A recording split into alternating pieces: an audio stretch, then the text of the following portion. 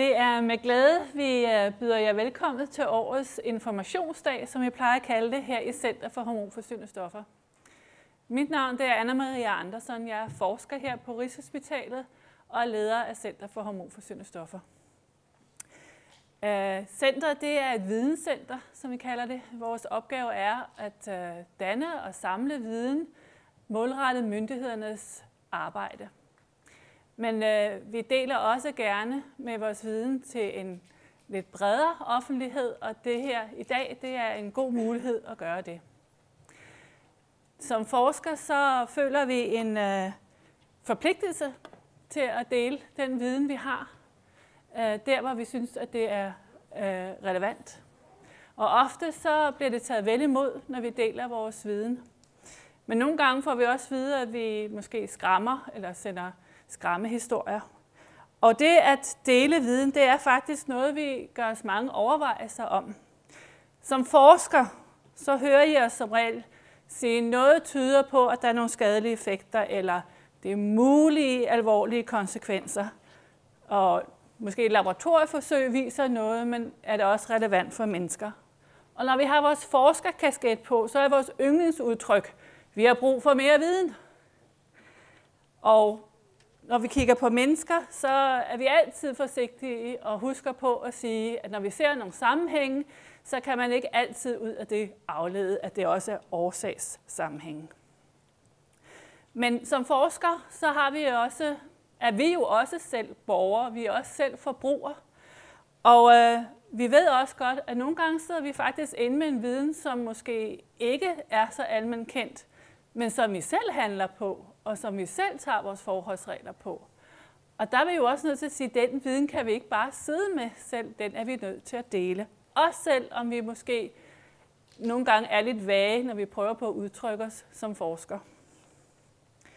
Så noget vi tit overvejer, det er, hvordan og hvornår skal vi dele vores viden.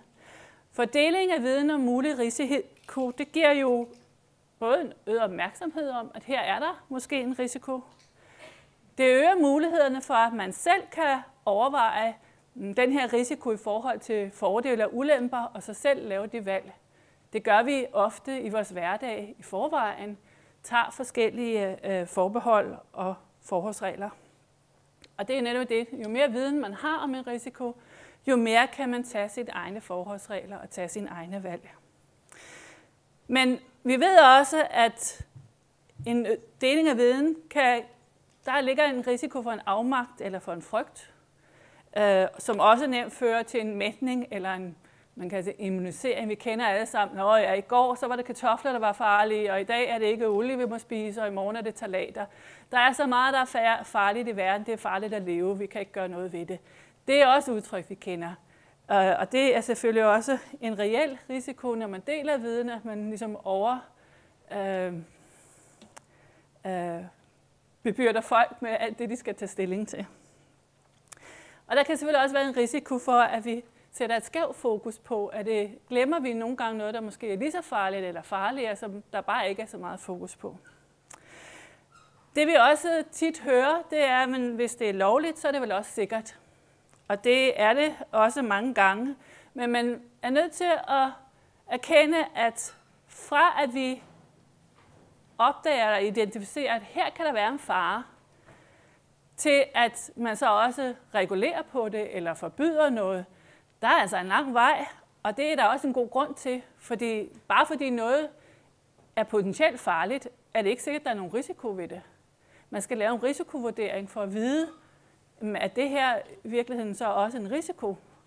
Den der med, om det er farligt eller om det er en risiko, noget kan jo være giftigt, men hvis vi aldrig nogensinde kommer i kontakt med det, så er der jo ikke nogen risiko ved det. Så den her vej fra at måske de første tegn på, at her er måske noget at bekymre sig om, til at her er vi, altså ved vi så meget om det, at vi ved, at nu bliver vi nødt til at gøre noget. Der kan godt være en lang vej.